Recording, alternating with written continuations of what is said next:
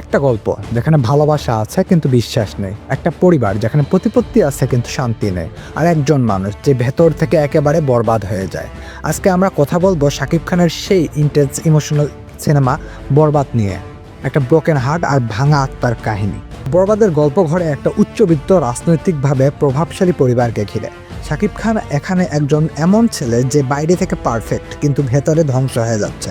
তার জীবনে আসে প্রেম, আসে বিশ্বাস, কিন্তু ওই বিশ্বাসই একসময় তাকে চূর্ণ বিচূর্ণ করে দেয়। গল্প যতই এগোয় ততই আমরা দেখতে পাই টাকার অহংকার, ক্ষমতার চাপে ভালোবাসা কিভাবে মরে যায়, আর মানুষটা ধীরে ধীরে কিভাবে বরবাদ হয়ে যায়। এই সিনেমায় শাকিব খানকে আপনি তার সাধারণ স্টার ইমেজ থেকে একেবারে আলাদা করে পাবেন।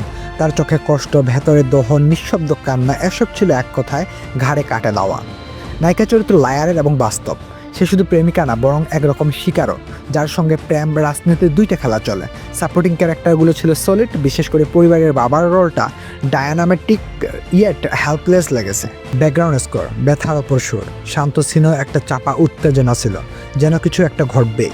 সিনেমাটোগ্রাফি রাজকীয় বাড়ি, সাফ গাড়ি, press conference, high profile party, কিন্তু তার মধ্যে এক ধরনের শূন্যতা ছিল। এই কন্ট্রাস্টটা সিনেমার সবচেয়ে বড় পাওনা। বরবাদ আসলে প্রেমের গল্প না, এটা একটা মানসিক ধ্বংসের গল্প, যেখানে মানুষ, ক্ষমতা আর বিশ্বাস মিলে এটাকে ধ্বংস করে ফেলে।